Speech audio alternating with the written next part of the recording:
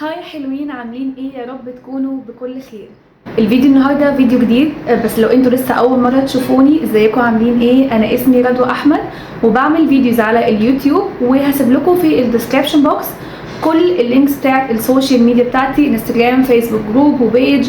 وطبعا لو انتوا مش مشتركين في الشانل فما تنسوش ان انتوا تعملوا سبسكرايب او اشتراك اللي هو الزرار الاحمر، وتدوسوا على الجرس عشان يوصل لكم نوتيفيكيشن اول ما اعمل فيديو جديد.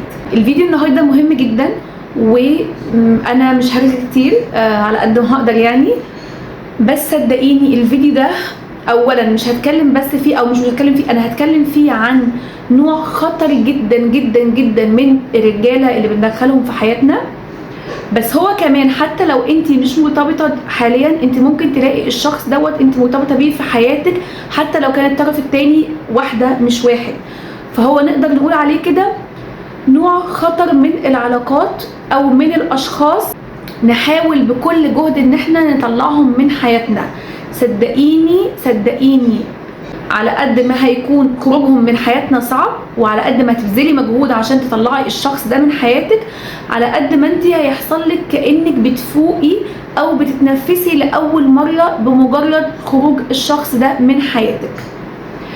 انا مش ببالغ هنا، هو فعلا اخطر انواع الرجاله او اخطر انواع العلاقات هو النوع اللي هقول لكم عليه ده.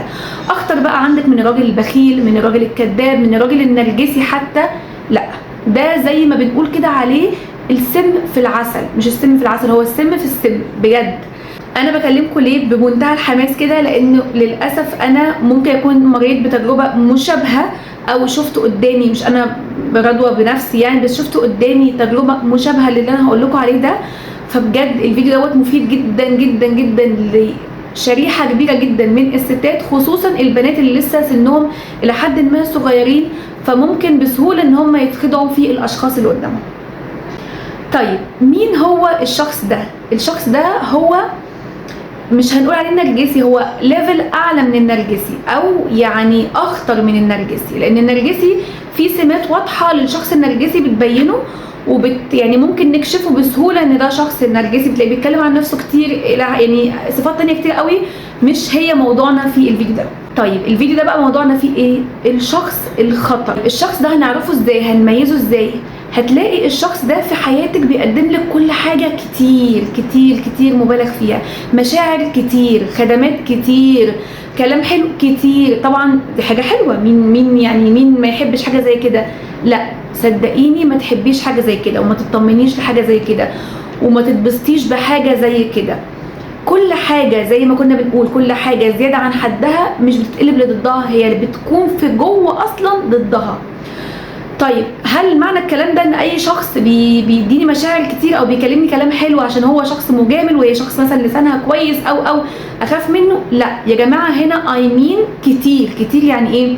يعني شخص انا مش بقدم له كل هذا الحب وكل هذه المشاعر، مش ببادله حتى جوايا بالمشاعر دي، ولا ايه، هو في نفس الوقت بيديني كتير كتير كتير بدون مقابل، بدون ما يسأل، بدون ما يبقى مستني.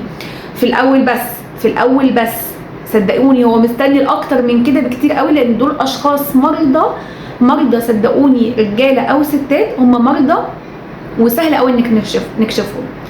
هتلاقي الشخص دوت انت ما طلبتيش مثلا منه مساعده بيساعدك كتير كده لله في لله، ما طلبتيش منه المجامله بيجاملك كتير كده لله في لله، ما طلبتيش منه كلام بيكلمك كلام كتير كتير كتير بوزيتيف لله في لله، وانتوا ما فيش ما بينكم البوند او العلاقه او الرابطه القويه قوي اللي تخليه يعني يحسسك بالمشاعر دي كلها، اللي هو انت حبيبتي اللي ما فيش منك، اللي ما فيش زيك، اللي فوق وتحت وعملتي ومش عارفه ايه، وقفتي جنبه. وانت لو وقفتي ولا عملتي ولا اديتي ولا فيكي كل الكلام ده، بس هو بيدلدق كده الكلام ده كتير قوي، بيدلدق المشاعر كتير قوي، بيدلدق الكومبليمنتس دي كتير قوي قوي قوي قوي قوي. اوكي؟ لا هنا ما تتبسطيش بالكلام ده، وخافي وتاك ستيب باك كده، وحاولي تفكري وتحللي الشخص ده بيعمل كده ليه.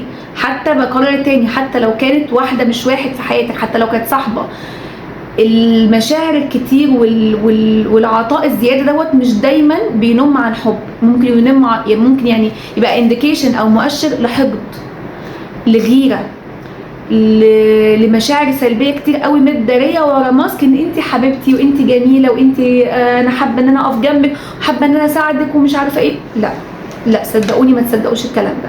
ليه اصلا الشخص ده بيعمل كده؟ الشخص ده بيعمل كده علشان هو بيبقى عنده استراتيجي او خطه جوه دماغه، حتى لو هو مش كاتبها في اجنده، بس هي اسلوب هو متعود عليه. بيحاول يخليكي تدمني الاحساس ده او يحاول يخليكي مبسوطه. مين فينا مش بيحس انه مبسوط هو حوالين الناس اللي دايما بتوفر ان هي تخدمه، ودايما بتسمعه كلام حلو، ودايما بتسهل عليه الحياه، ودايما بتمجد فيه وتعظم فيه. كلنا بنحب الاحساس ده. فالشخص دوت بيديكي دوزز او جرعات كتير قوي من الاحساس ده، اللي هو ايه ده الجمال ده، ايه الحلاوه دي. بصوا هنا انا مش عايزاكم تاخدوا الكلام سطحي او زي ما بقولوا كده، يعني في اشخاص كتير قوي بيعملوا كده في حياتنا، بس احنا فاهمين الاشخاص دول دوافعهم ايه، او الاشخاص دي احنا بقالنا معاهم سنين عمر، فعارفين كويس قوي ان هم عندهم البيز او القاعده اللي تخليهم يقولوا لنا الكلام ده. لكن انا هنا بتكلم عن الشخص اللي داخل في حياتك لسه ما بقالوش كام شهر، وبتلاقيه مثلا بيمجد قوي وبيكبر قوي في كل حاجه انت بتعمليها، وبيبدا بقى يدلدق بقى مشاعر زي ما بقول كده وخدمات، وبيحاول يخليكي مبسوطه قوي ومرتاحه قوي لمجرد احساس وجوده حواليكي. صدقيني ما تتعوديش على الاحساس ده وما تتبسطيش بالاحساس ده، وراجعي حساباتك كويس قوي. معظم الاشخاص اللي بيعملوا الدور ده في حياتنا بيكون مشاعرهم الحقيقيه هي الغيره او الحقد او المرض النفسي. صدقوني ليه بقى؟ بيفضلوا يعملوا كتير كده، وبعدين بييجوا يلعبوا معاكم لعبه حقيره جدا او يعملوا موقف حقير جدا، ان هم يقرروا فجاه ان هم يمشوا من حياتكم تحت بند بقى ايه، يبداوا بقى يعني ايه، يعملوا اللي هو الاستفزاز العاطفي زي ما بنقول، ان هو انت مش حاسه بيا، وانت مش مقدره انا قد ايه بتعب عشانك، مش قدره قد ايه انا بضحي عشانك، وده انا خاصمت ماما وبابا واصحابي واهلي وسبت كل البنات اللي بكلمهم عشان اكلمك انت، وده انا ضحيت بشغلي علشانك، وانا عارفه اللي هو الايه التضحيات الكتيره قوي اللي هم بيحاولوا يوصلوا لك ان هو عاملها، وهي دي مش حقيقه. هو لا عمل كده ولا عمل كده علشانك، وعمل كده عشان هو شخص مريض عايز يوصل لك. صدقيني مش عشان حاجه تانية خالص. معلش جالي فاصل كده امومي كنت سهيت صح؟ فكنت بقول لكم ان الشخص ده بيجي بقى عند سام بوينت كده بيقرر ان هو العلاقه دي خلاص كده هو مش عايزها. ليه؟ عشان يبدا بقى يجيله الحته بقى اللي هو بيحبها قوي ومستنيها قوي من بدايه العلاقه، انه يبعد ويحسسك بالذنب، ان قد ايه انت كنتي مقصره معاه، وقد ايه انت مش حاسه بيه، وقد ايه انت ظلمتيه وعملتي حاجات كتير قوي تخليه يا عيني، يعني قد ايه انت جيتي عليه. فيبدا يطلع من حياتك علشان يخليكي انت اللي تحسي بالذنب وترجعي طب خلاص، طب سامحني، طب اعمل، طب انا فعلا كنت مشغوله، طب انا فعلا ما كنتش مقدره. طب مستحيل هنا، مستحيل الشخص دوت يرجع ليكي. ليه؟ لان هو دي اللحظه اللي هو مستنيها من بدايه العلاقه. هو كده كده اصلا كان واخدك او كان مرتبط بيكي عشان هدف في دماغه، هو ان هو عايز يرتبط بيكي، مش عشان هو عايز يكمل معاكي عشان هو بيحبك فعلا، لا هو كان واخد ده هدف، انه زي ما بنقول كده فريسه وانا عايزه اوقعها ليترلي كده. فالشخص دوت انت كنت في دماغه كده كده كان عايز يوقعك، فانت وقتها ما كنتيش مضطره تعملي اي حاجه، لا كنت مضطره تنزلي ولا تقدمي ولا تبذلي حتى مجهود، حتى في المشاعر ما كنتش مضطره، كنت انت اللي مستقبله. فحولك ان انت بقيتي تستقبلي تستقبلي تستقبلي تستقبلي زي كده الايه المخدرات بالظبط. فتعودتي بقى، اتعودتي. فلما هيجي يمشي الشخص ده من حياتك هتحسي بالظبط اعراض الانسحاب. يومك هتصحي من النوم التليفون مش هيرن، مفيش حد مهتم بيا زي الاول، مفيش حد بيبعت لي المسج، محدش بقى بيكلمني يقول انت فين وعملتي ايه وكلتي ايه. الاهتمام المبالغ فيه ده كله فجاه ما بقاش موجود. ففجاه احنا نو ففجاه انت هتحسي بالظبط نفس اعراض الانسحاب، ان انت مش مرتاحه ومش مبسوطه وعندك كآبه كده ومش مش متعوده على اليوم ده.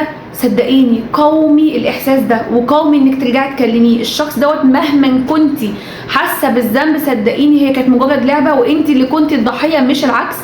انت لا ظلمتيه ولا جيتي عليه ولا خليتيه معقد في حياته زي ما هو مهيألك، بالعكس.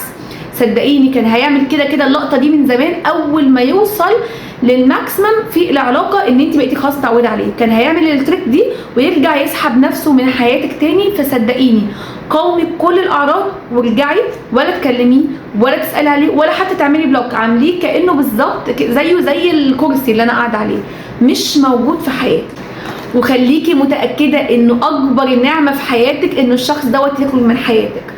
وهنا هقول لك حاجه برضو عشان كلامي ممكن يكون متشابه مع علاقات كتيره قوي. بصي هقول لك تريك كده، حاولي جالي عدد من ورايا، ممكن تعملي مونيتورنج شويه او تقيسي بيها شويه العلاقه. اوعي تهيني شخص في علاقه، اوعي تهيني شخص بالكلام او بالفعل او بحاجات كتيره قوي والشخص دوت يكمل معاكي في العلاقه. وهكرر تاني او هاكد تاني، مفيش ما بينكو البيز اللي يستحمل هذا. يعني كلنا بنغلط مع صحابنا القريبين مننا، وكلنا بنيجي وقت علينا مبقاش عندنا مجهود خالص ان احنا نقدم لهم الاهتمام المطلوب، او ان احنا حتى نقدرهم او نرد على مكالماتهم حتى، وبيستحملونا وبيكملوا بيقفوا جنبنا. وشريك حياتنا نفس الكلام. هما هنا عملوا ده ليه؟ عشان في ما بيننا الهيستوري او التاريخ اللي يخليهم يغفروا لنا التصرفات دي. لكن اوعي تكوني بادئه علاقه مع حد او تكوني في علاقه مع حد ما فيش ما بينكم القاعده او البيز اللي يخليه يعديلك ده ويعديه وتكملي في العلاقه دي. صدقيني خافي جدا من الشخص اللي بتقللي منه ويكمل معاكي، وخافي جدا من الشخص اللي بتجرحيه ويكمل معاكي. I think this video have to come to an end، صح؟ yes. صدقوني ما تطمنوش الاشخاص دي تماما. تاني هقولك باختصار اللي قلته في الفيديو كله، الشخص اللي بيديكي مشاعر بلا مقابل وبيسمح بالاهانه وبالتجاوز من غير ما يكون ليه رد فعل، الشخص دوت وجوده في حياتكم خطر. تخلصوا منه تماما، ايا كان هو راجل او ست. الطرف التاني ده في العلاقه خطر تماما. يا رب تكون الفيديو افادكم لو بحاجه بسيطه. وما تنسوش ان انتوا تعملوا لايك للفيديو لو عجبكم، واكتبوا لي في الكومنتس حابين نتكلم عن ايه الفيديوهات اللي جايه. اشوفكم ان شاء الله بكل خير. باي باي.